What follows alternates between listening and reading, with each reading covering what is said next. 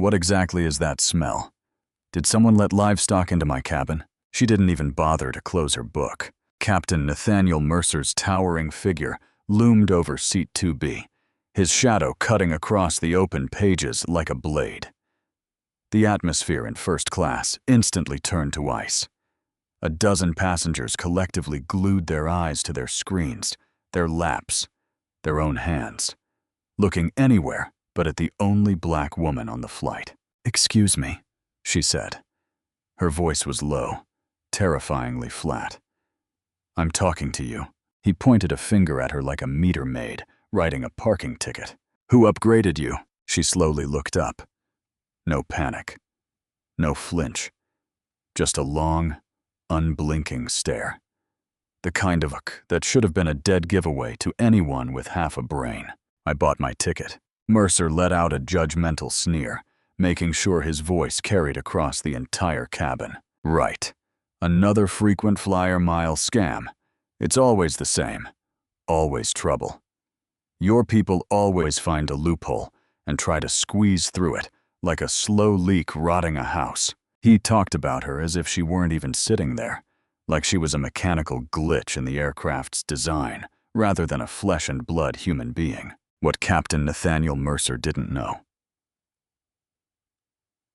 what was about to completely dismantle his long career over the coming days, was that he had just spat those words directly into the face of a sitting federal judge. From the exact moment he opened his mouth, every single word became state's evidence. Let me tell you how that verdict actually began. That morning, in Charlotte, North Carolina, a pale blue house on Elmwood Drive, with a porch light still on, the Honorable Celeste Cole sat at her kitchen table with a legal brief she didn't need to read. She knew it by heart. She'd written the opinion herself. She was reading it again anyway, the way a pianist plays a piece before a concert, not because they've forgotten it, but because the act of preparation is itself a form of respect. She had spent years on the federal bench. Before that, years as a federal public defender. For that, time at the Justice Department in D.C. Before that, a clerkship with a Supreme Court justice that most law students spend their entire careers dreaming about and never reaching. Her name was on landmark civil rights rulings that were still being argued in law schools. She had accepted a keynote invitation from a legal symposium in Memphis and decided at the last minute to fly alone, without her clerk, without her security detail, without the small administrative apparatus that usually announced her arrival like a ship's bow wave. She opened the kitchen drawer, looked at her court credentials, her federal ID, the laminated card with the seal. She thought about it for a few seconds.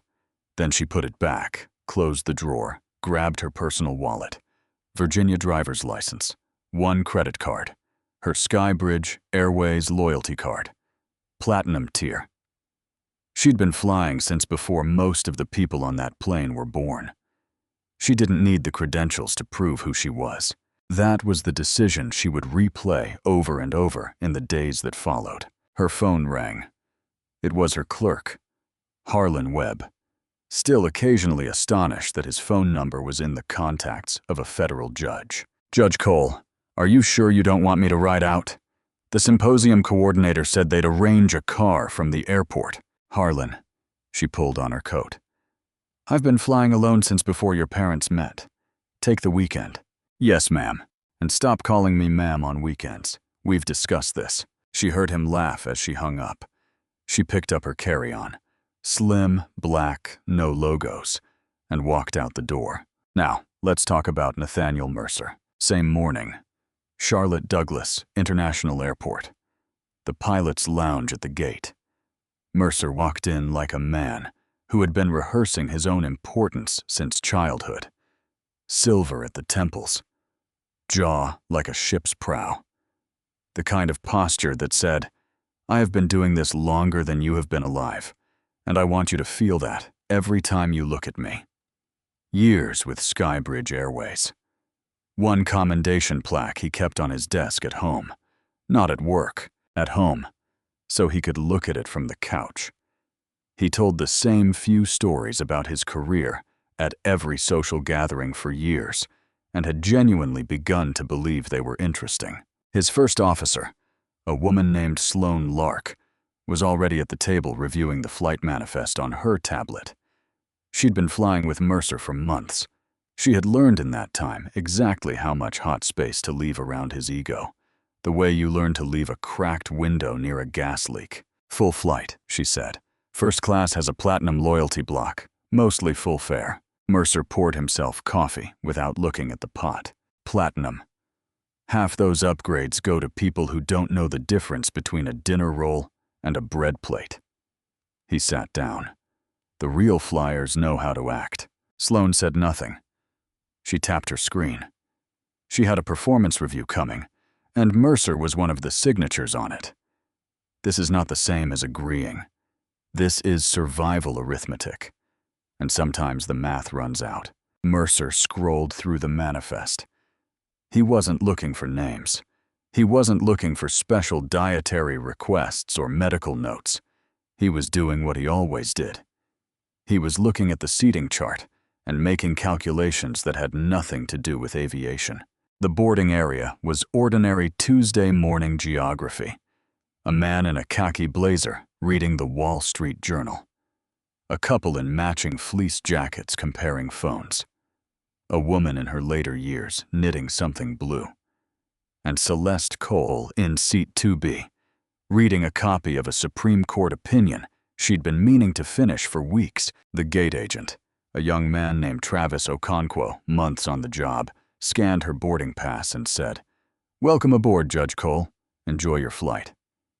He said it because the loyalty system flagged her title in her profile. He didn't know it was going to matter. He was just doing his job correctly. That sentence, that completely ordinary professional sentence, would become evidence. Celeste settled into 2B. Window seat. She stowed her carry-on, smoothed her slacks, opened her book. She was wearing a dark gray blazer over a cream blouse. No jewelry except small pearl studs her mother had given her on the day she was sworn in. Nothing expensive, nothing loud. She looked like a woman on a Tuesday morning flight. And that, for a man like Nathaniel Mercer, was the entire problem. The cockpit door opened. Mercer walked into the first-class cabin for his pre-departure greeting. He did this on every flight. It was his signature, his theater, the moment where years of experience felt like height advantage over everyone in the room. White man, business suit, laptop bag. "Morning, sir. Great day to fly. We'll get you there on time." Handshake, eye contact, full wattage smile. Row 1C, elderly white man, bow tie, reading glasses perched on his forehead. "Welcome aboard, sir. Let us know if you need anything." Another handshake. Row 3A, white woman, corporate blazer, already on a call.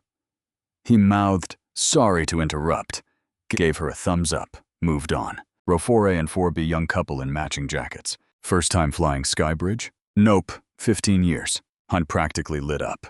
15 years. That's what I like to hear. "We'll take good care of you." Then row 2. Celeste looked up from her book. The smile didn't disappear. It curdled. That's the only word like milk that's gone 1 hour past its moment. His hand stayed at his side. He didn't offer one. "May I see your boarding pass?" Celeste held up her phone. The digital pass was right there. Her name. Seat 2B. First class. Platinum tier. Gate scanned and confirmed. Physical copy. It's digital, as it says on the screen. He stared at her for a beat that lasted longer than it had any right to. The kind of stare that does two things at the same time. Measures you and dismisses you. And is designed to make you feel the measurement as an insult. Then he walked toward the forward galley without a word. No welcome. No handshake. No, Let me know if you need anything. Every single white passenger in that cabin had received a warm greeting. The two black passengers, in 2B, and an older man, Reverend Elias Pickett, in seat 1D, received nothing. That is not an oversight. That is a pattern. And patterns are the architecture of accountability. In the galley, Mercer pulled the lead flight attendant, a woman named Sandra Cho. He kept his voice low. Not low enough. The woman in 2B, did that come through as a loyalty upgrade, or was it full fare? Sandra checked the system. Full fare, Captain. Platinum tier. She's been a Skybridge member for years. Mercer said nothing to acknowledge this. Not a nod. Not an okay. Not a correction. He said 4 words that Sandra Cho would repeat verbatim in a recorded interview days later. Watch her closely today. No reason. No security flag. No policy basis. Watch her closely today. And Sandra, years of service, trained to defer to the chain of command, nodded. She didn't push back. She didn't ask why. She added Celeste Cole to an invisible watch list that had been built on nothing except the color of a woman's skin at altitude, with no accountability mechanism in sight. The flight leveled out. The seatbelt sign clicked off. Sandra began the first-class service. Row 1A, champagne, hot towel, warm almonds in a ceramic dish. Row 1C, champagne, hot towel, almonds. Row 3A, champagne, hot towel, almonds. Row 4A and 4B, same. Same, same, same, same. Row. A long stretch of time passed. After every other first-class passenger had been served, Sandra finally appeared at Celeste's row. No champagne, no towel, no almonds. What would you like to drink? Sparkling water, please. Sandra brought the water, set it down without making eye contact, moved on. Celeste looked at the glass. Then she looked at the empty tray table beside it, where the warm almonds were not. She pressed one finger to the center of her palm and held it there. Then she opened her book to a marked page and went back to reading. She had been a federal judge for years. She had sat across from men who lied to her face in open court. She knew what erasure looked like. She'd been recognizing it since she was a child. What she was doing in that seat was not passivity. What she was doing was memorizing every timestamp, every face, every word spoken, and every service withheld. The architecture of what was happening was already being filed methodically in a mind that had built federal cases from thinner material than this. The cockpit door opened again. This time, Mercer didn't greet anyone. He didn't pause at a single row. He walked the length of the aisle with the focused energy of a man who had already made a decision and was now executing it. He stopped at seat 2B. He stood close, closer than he needed to. His shadow fell across Celeste's book again. I'm going to need a government-issued photo ID, physical. Celeste set her book down on her tray table. She did it slowly, spine down, page marked. She looked up at him. You did not ask anyone else in this cabin for identification. I'm asking you. On what grounds? Security concern. The cabin was no longer reading. The man in 1A had turned sideways in his seat. The couple in 4A had stopped talking.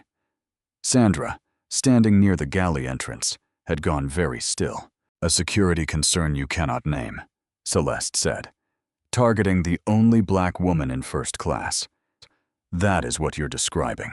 Mercer's jaw moved. Ma'am, if you do not comply with a crew security request, I am authorized to have you removed from this aircraft.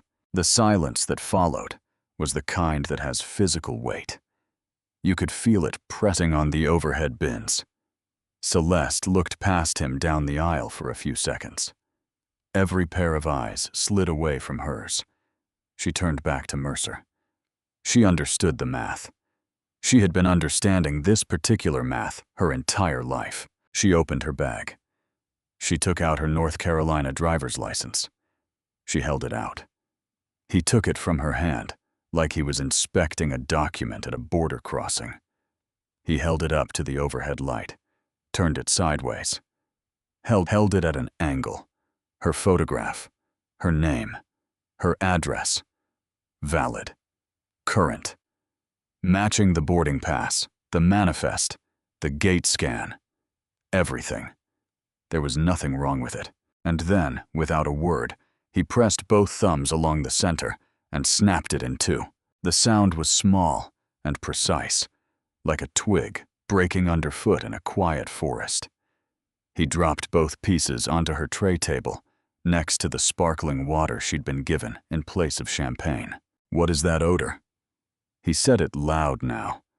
No longer a galley whisper. No longer a murmur. He said it for the cabin.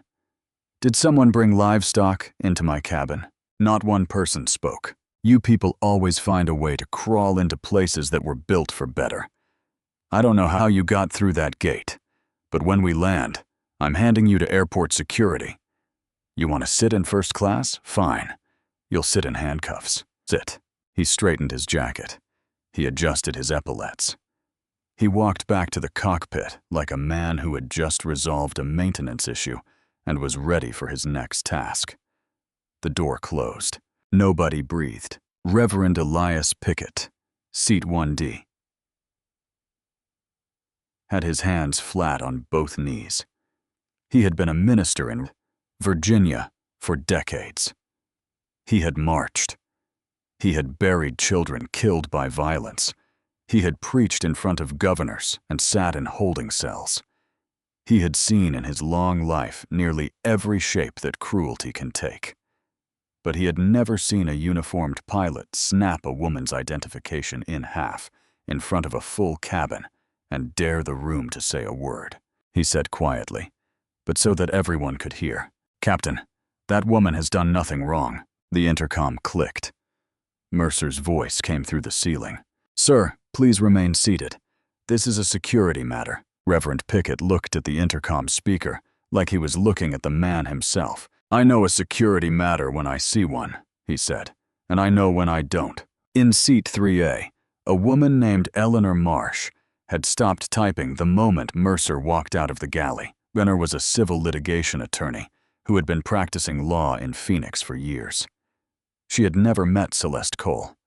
She didn't know Celeste's name, her title, or her profession. She only knew what she had seen, and what she had seen was something that, in her professional estimation, was going to matter. She opened a new note on her phone. Her thumbs moved fast and clean. She recorded the sequence. "Captain approaches 2B. No greeting given at boarding. Demands boarding pass. Not requested from any other passenger. Captain returns from galley. Demands government-issued physical ID.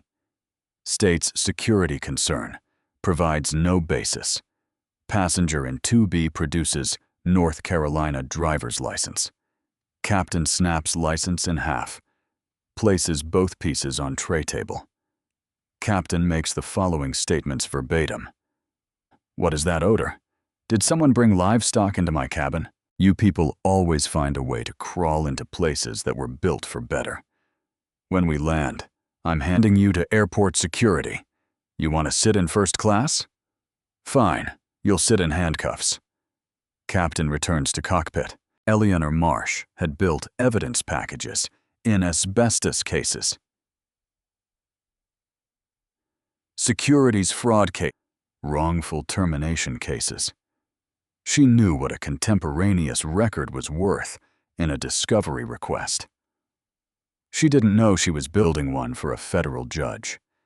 She was building it for the woman in the gray blazer who had not made a single sound when a man destroyed her property and threatened her in front of a dozen people. Some people cry when they're being mistreated. Some people argue. Some people freeze. Celeste Cole pressed her fingernail into the wooden armrest, looked at the 2 pieces of her license on the tray, and very slowly picked up her book again. She read the same paragraph several times. She wasn't reading. She was working. In the cockpit, Sloane Lark had heard everything through the door that was open a crack. She heard the snap of the license. She heard the words livestock and handcuffs and you people. When Mercer settled back into his seat, her hands stayed exactly where they were on the controls, because they had to. But something inside her chest changed its position the way furniture shifts in an earthquake. Ron, her voice was flat. Handled. Handled what exactly? She had a valid boarding pass, and Sloane, I am your captain on this aircraft, and I am telling you it is handled. Do not make this into something it isn't. Sloane Lark did not speak again until they began their descent into Memphis. But for the remaining stretch of that flight, something had been decided inside her that no one had yet asked her about. The flight touched down at Memphis International. The seatbelt sign chimed. Passengers stood, reached for bags, returned to the ordinary rhythms of a Tuesday. It was not ordinary. Nothing about the next stretch of time was going to be ordinary. Sandra Cho appeared at Celeste's row before she could stand. Her hands were clasped in front of her, the way people hold their hands when they are following instructions. They're not sure they should be following. Ma'am, the captain has requested that you remain seated until ground security can meet you at the gate. Celeste looked at her for a moment. On what grounds? Celeste asked. I'm only relaying. I know what you're doing, Celeste said, and I am standing up now. She pulled her carry-on from the overhead bin, straightened her blazer, and walked off that plane with her spine exactly as straight as it had been when she boarded. Not fast, not slow. Exactly the pace of a woman who knows she is entirely in the right and is in no hurry to pretend otherwise. At the end of the jet bridge, 3 people were waiting. A Sky Bridge ground supervisor, a Memphis airport security officer, and a second officer who looked like he'd been told this was something it clearly was not. The supervisor stepped forward, sweating visibly through his collar, despite the air conditioning. Miss, I'm sorry. We didn't get The captain flagged a concern about travel credentials, and we just need— Your captain destroyed my state-issued identification during the flight. Celeste's voice didn't rise. It didn't need to. He made racially derogatory remarks in front of a full, first-class cabin. And before we landed, he radioed Ed a false characterization of this incident to justify having me detained here. So I would like the name of your head of internal affairs, a printout of the captain's in-flight incident report, and the direct number for your airline's legal department. Those are the 3 things I need from you. The supervisor's mouth opened and stayed open. The security officer looked at the other security officer. Neither of them had any idea who she was. All they had was what Mercer had called in from the cockpit during taxi. Passenger in 2B. Non-compliant. Possible fraudulent documentation. Combative behavior. Potential federal security concern. 4 descriptors. All 4 of them lies. They walked her to a small holding room near the operations center. Gray walls. Fluorescent lights that hummed at an almost subliminal frequency.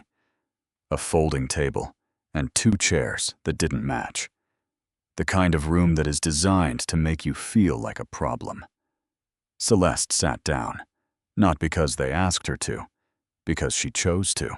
They asked for another form of identification. She reached into her bag, removed her U.S. passport, and placed it on the table. They ran it through the system. Seconds. The supervisor stared at his screen. He turned it slightly, as if showing it to someone else who wasn't there. He cleared his throat. Everything is completely in order, Miss Cole. I apologize for the inconvenience. We were just following the captain's— I'd like those 3 things now, Celeste said. The incident report, the name of your head of internal affairs, and the legal department number. Long pause. I'll need to make a call. Please do. She got to Memphis late. The symposium organizers had sent a car that waited without complaint. She gave her keynote with the precision she always brought to it, and the hundreds of lawyers in that room had no idea what had happened to her that morning. On the way there, she didn't tell them. Not yet. That night, alone in her hotel room, Celeste Cole sat on the edge of the bed in the particular quiet that only comes after a long day of performance. She reached into the pocket of her blazer and pulled out the two halves of her North Carolina driver's license. She held them together, edge to edge, her own face split down the middle, her name in two pieces. A thing that had cost her nothing to have and had cost him so little to destroy. Her hands did not shake. That was the remarkable thing.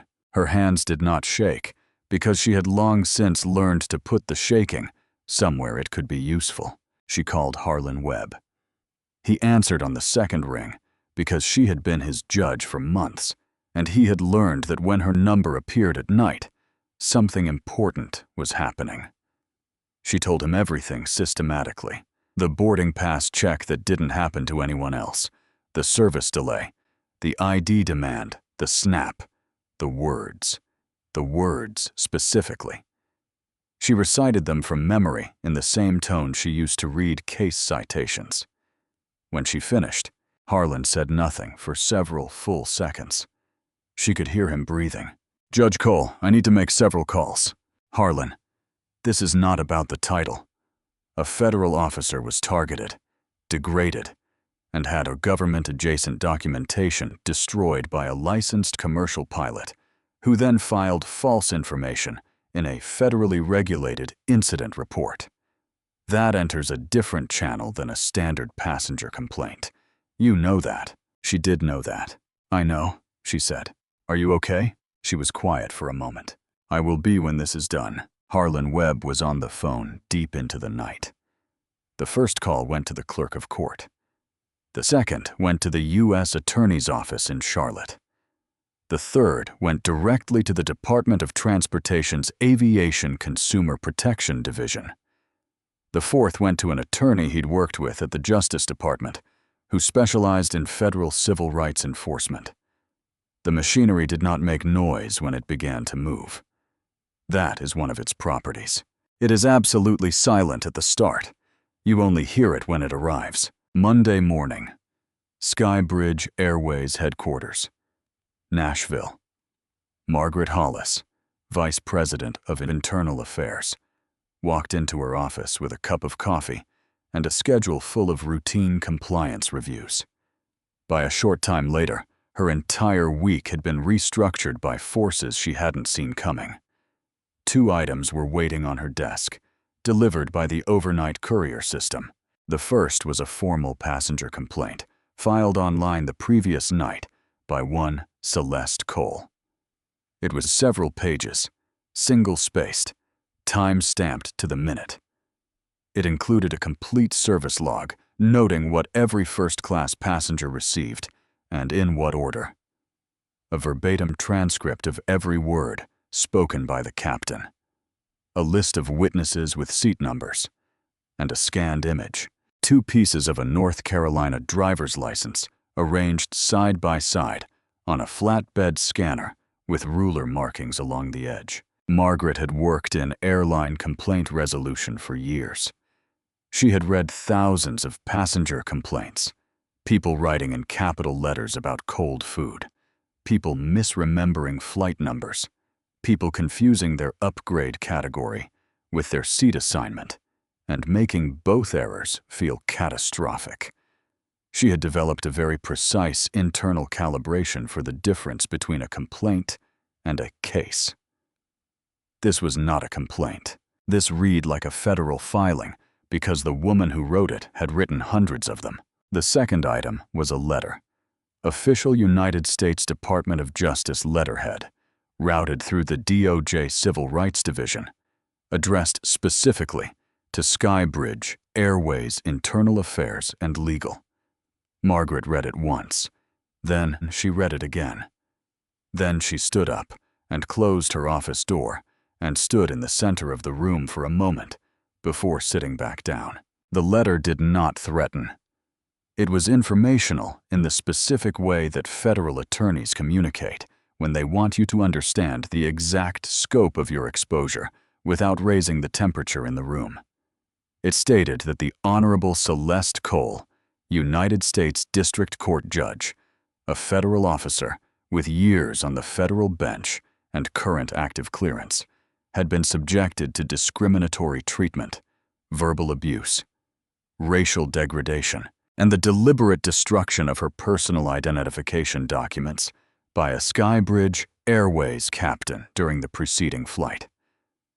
It noted that the matter fell within the potential purview of Title VI of the Civil Rights Act, FAA regulations governing crew, conduct and passenger treatment, federal statutes governing the false reporting of incidents on commercial aircraft, and federal law pertaining to the destruction or interference with government-adjacent identification. It requested full cooperation with the review. Margaret Hollis picked up her phone, direct line to CEO Warren Blaine. Warren, we have a situation. What kind? The kind where a captain with decades of service snapped a federal judge's driver's license in half in front of a full first-class cabin, and then filed a false incident report, calling her combative. And then, the Department of Justice sent us a letter about it on DOJ letterhead. The silence on the other end of the line was the kind that has dollar amounts inside it. How bad? If the FAA opens before we act, if the Civil Rights Division escalates, if this reaches a congressional inquiry, we're looking at a level of exposure I don't have a framework for. Ground him today. Full investigation. Everything documented. Every witness, every page. Already started. Who is she, Margaret? Federal District Court judge. Years on the bench. She sat in that seat, let him tear her ID in half, and then went and gave a keynote to hundreds of lawyers like it was just Tuesday. Warren Blaine exhaled long and slow. He picked the wrong passenger. Warren. Margaret's voice was careful. He picks passengers the same way he's been picking them for years. What's different this time is that this passenger had a bench. That same afternoon, Nathaniel Mercer was in the garage of his house in a suburb of Nashville, polishing a set of golf clubs he'd bought himself for an anniversary with the airline. He was proud of those clubs. He was proud of most things that reflected his own good judgment back at him. His phone rang. Skybridge, Human Resources. Captain Mercer, this is Linda from Employee Relations. Effective immediately, you have been placed on administrative leave pending a formal internal investigation. You are directed to surrender your crew credentials to your base manager within a short window and await contact from Internal Affairs. He laughed. He actually laughed. For what? Because a passenger filed a complaint?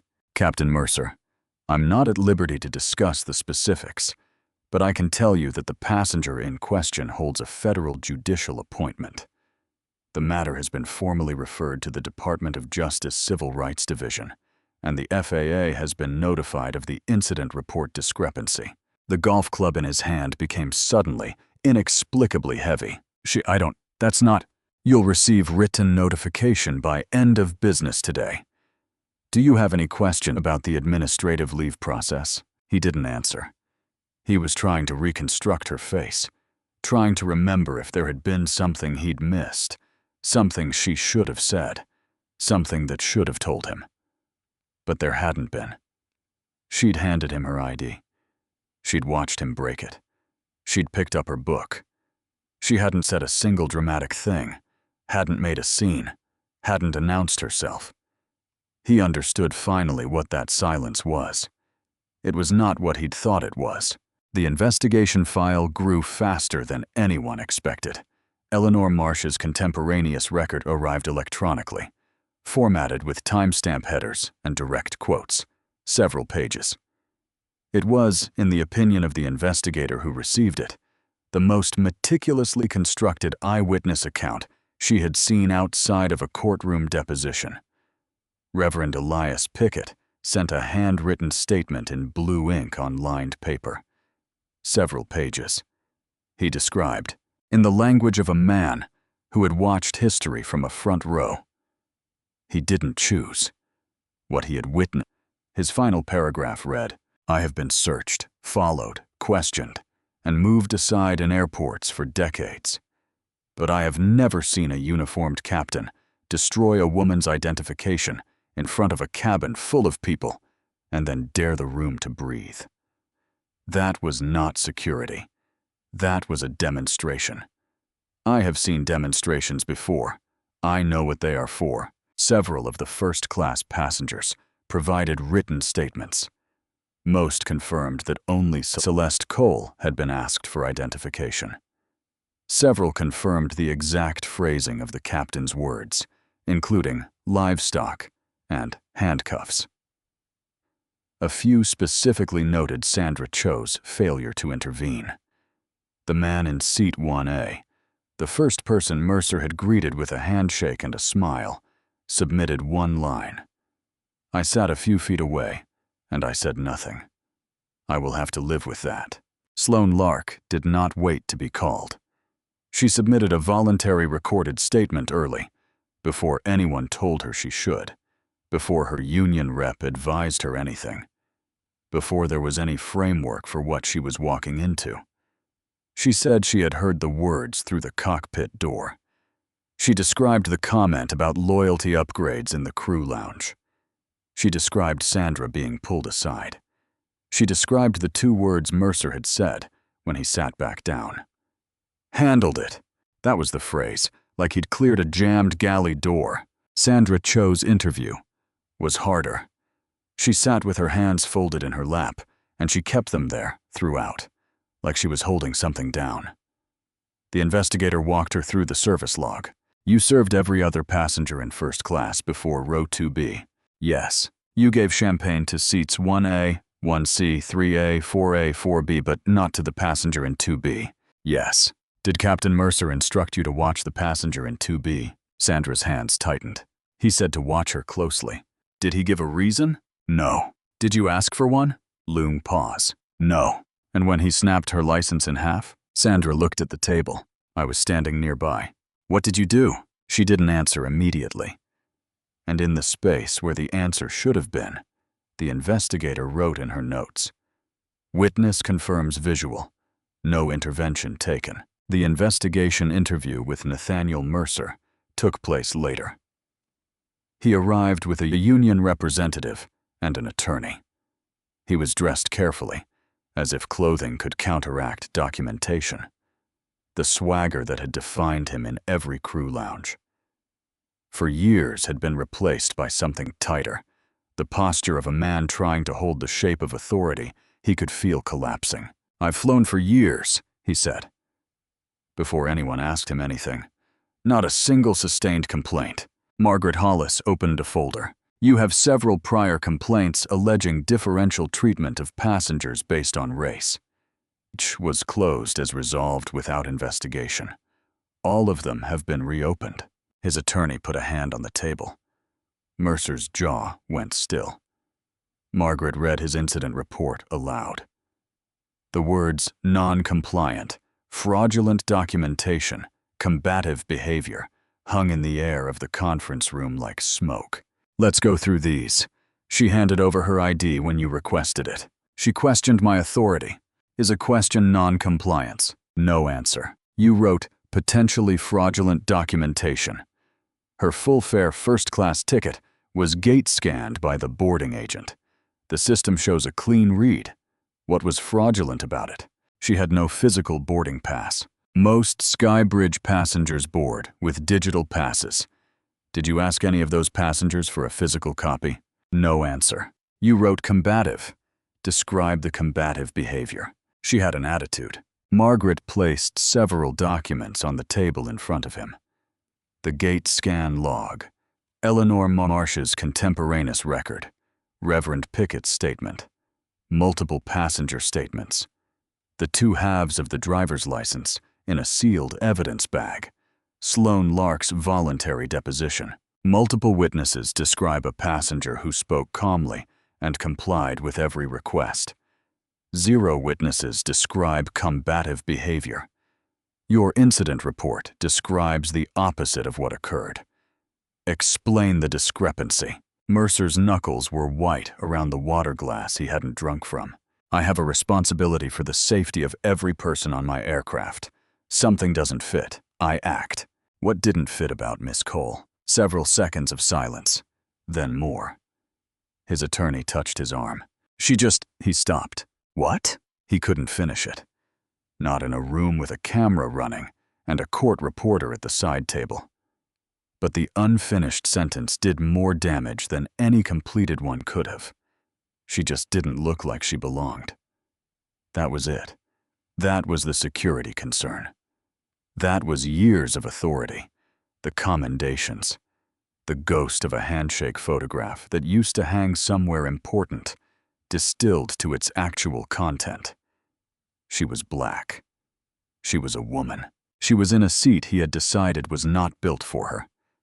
And he had used everything his uniform gave him to make her feel that. Margaret read Sloan Lark's statement into the record, the crew lounge comment, the pull-aside with Sandra, the 2 words at altitude. Mercer's face went flat. He hadn't known Sloan had talked.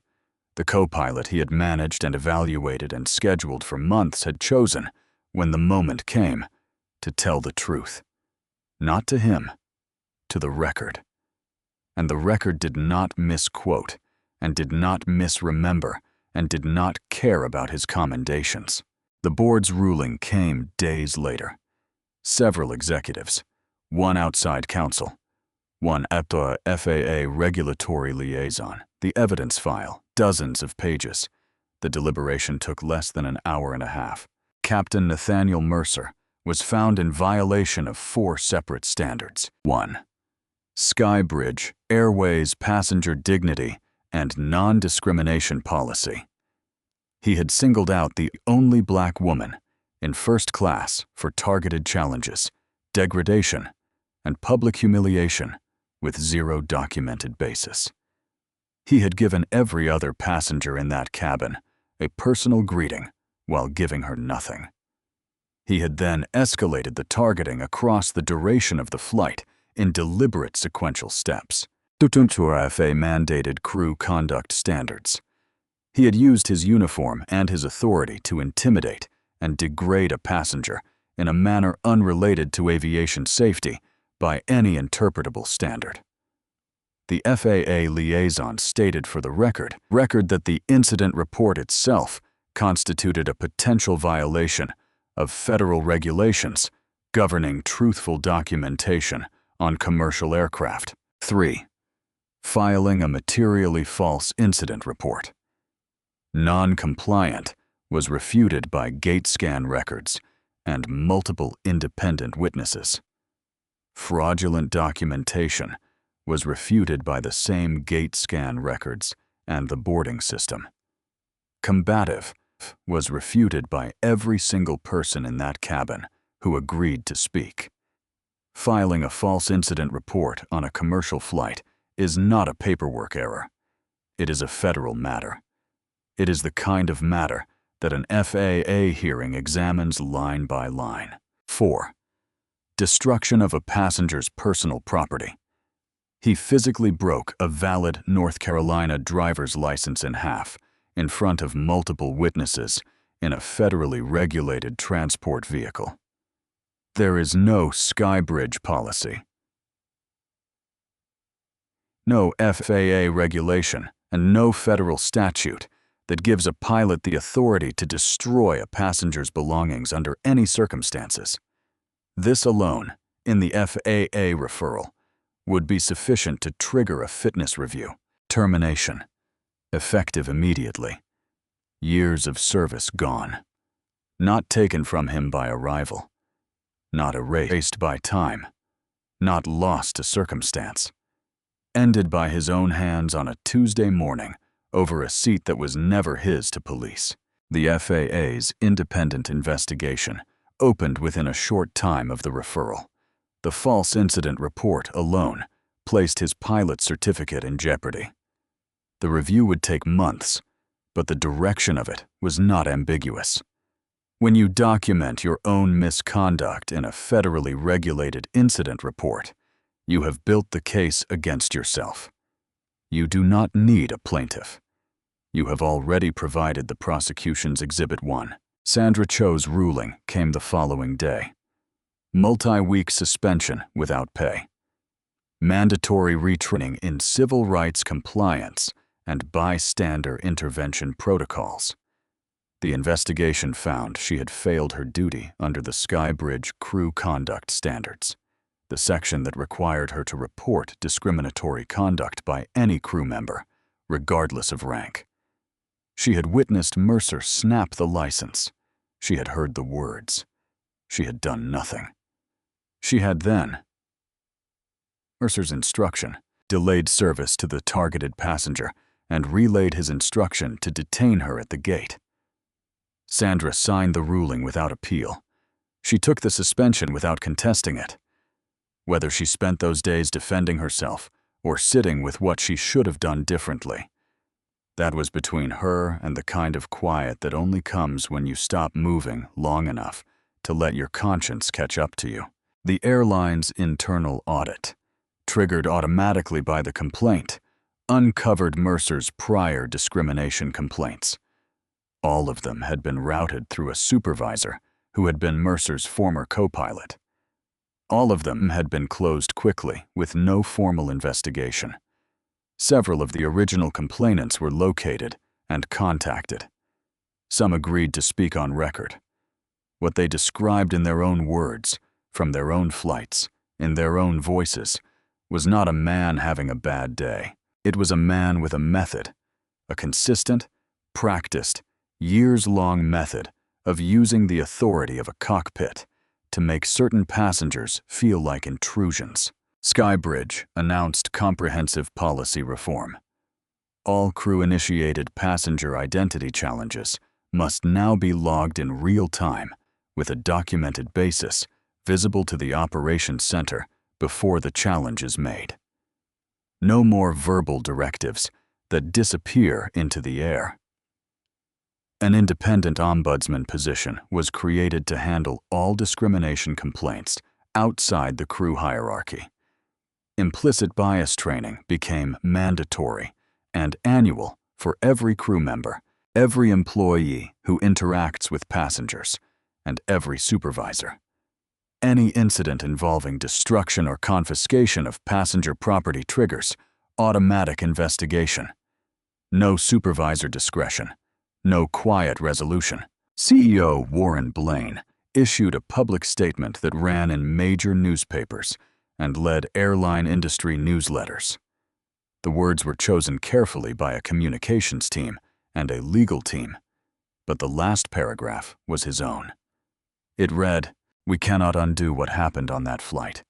We cannot give back the time Judge Cole spent in a holding room that she did not deserve to enter. But we can make a promise, backed by policy, backed by accountability, backed by the willingness to be audited publicly, that we know what was wrong, and we will not pretend we don't." Celeste Cole filed a formal civil rights complaint with the Department of Transportation. Skybridge settled. The amount was not made public, but the terms were a formal written apology to Celeste Cole, to Reverend Elias Pickett, and to each passenger on the flight who witnessed what happened and carried it with them off that plane.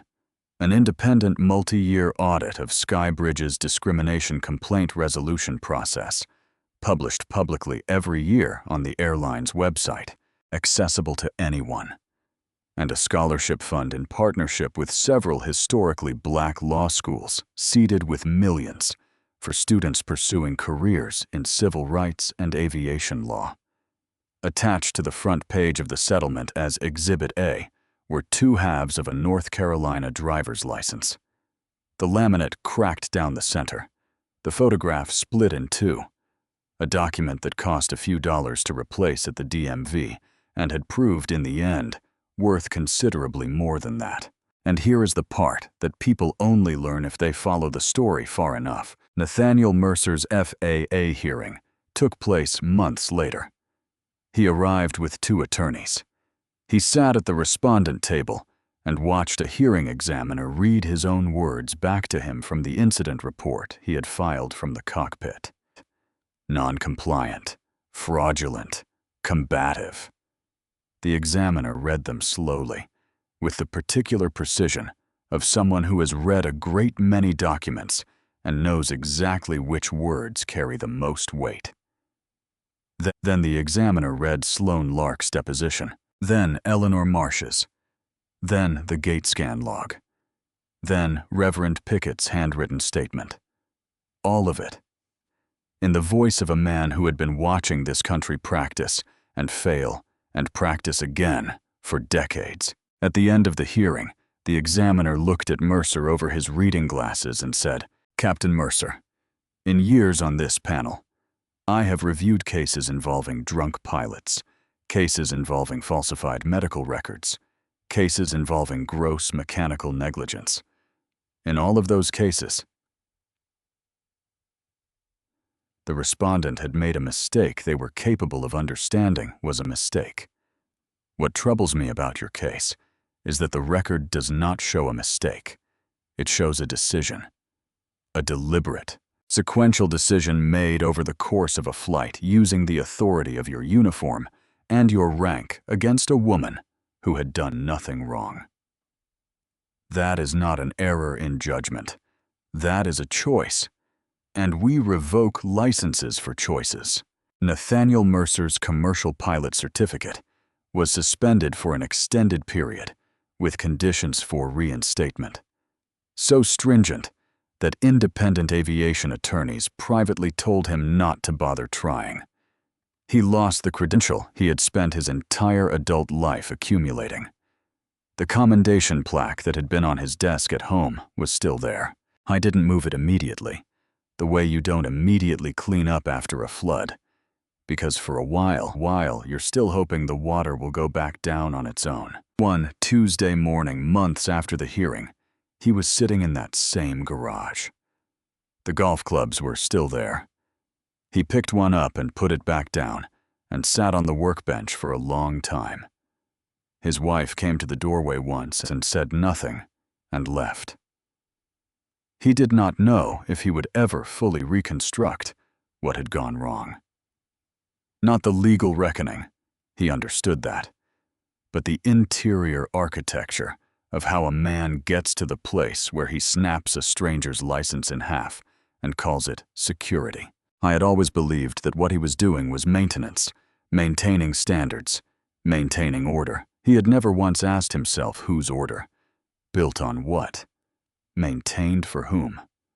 These are the questions that don't arrive gently. Celeste Cole returned to her courtroom on a weekday. She walked through the courthouse early, nodded to the bailiff, accepted her coffee from the clerk's office, and settled into the bench for a morning calendar call. Dozens of motions. Trials starting soon. One sentencing she'd been preparing for weeks. Harlan Webb stopped her in the hall before the morning session. He was holding a letter.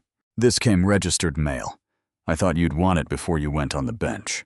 It was from Reverend Elias Pickett, handwritten, blue ink. "Dear Judge Cole, I have waited a long time to see the kind of accountability I witnessed in this case. My generation marched for it. We sat for it. We bled for it. And for most of my life, I watched it arrive too late, or too partially, or not at all. What you did was different. You did not march, and you did not shout, and you did not beg. You sat in your seat, and you let the system do its worst. And then you used every instrument that same system gave you to make it answer for itself. That is a kind of dignity I did not know I would live to see. God bless you, Celeste, and God bless the young ones coming up behind you who will sit in that seat and find it just a little less cold than it was when you sat in it." Celeste read it twice. She folded it carefully along the original creases. She walked to her chair and pinned it to the corkboard above her desk.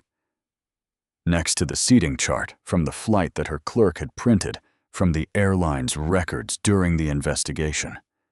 Dozens of motions on one side, one handwritten letter on the other. Both were evidence. Both proved the same thing. The work is the point, not the recognition, not the title. The long, patient, precise, exhausting, necessary work of holding systems accountable, especially the systems that decide without asking who belongs and who doesn't. Weeks after the ruling, Sloane Lark flew her first flight under a new captain. When they reached cruising altitude, she unbuckled her seatbelt, stood up, and walked into the first-class cabin herself. She went row by row. Every passenger. She introduced herself, made eye contact, asked if there was anything they needed. She didn't make a speech. She didn't explain herself. She just made sure that every person in that cabin had been seen by someone in a uniform who was genuinely glad to see them. Nobody asked her to do it. It wasn't in the new policy manual. She just decided that on her flights, it was going to be different. That's a small thing. It's also the only way anything ever actually changes. Not in boardrooms, not in settlement agreements, but in the individual decision of one person in a cockpit choosing to be different on the very next flight. So let me ask you something before you move on to the next thing. If you were on that plane, not the judge, not the reverend, not the attorney, in 3A with the legal pad on her phone, just you in your seat, watching a man in a uniform break a woman's license in half and call her livestock in front of a dozen people who all went silent. What would you have done? Would you have spoken like the reverend? Would you have opened your phone and started writing like the attorney? Or would you have looked at your screen and told yourself it wasn't your business? There is no easy answer, but there is an honest one. Drop it in the comments. I read every single, and if this story stayed with you, if it made you angry or hopeful or uncomfortable, or all three at once, hit the like button. Share it with someone who needs to be reminded that dignity is not a credential. It's not something you earn by sitting in the right seat or carrying the right badge. It is the one thing no uniform gives anyone the right to take. Subscribe if you want more stories about people who refuse to disappear. Ring the bell, because the next story is the one sitting in the seat right next to this one. Justice doesn't always arrive on schedule, but sometimes, it arrives in seat 2B.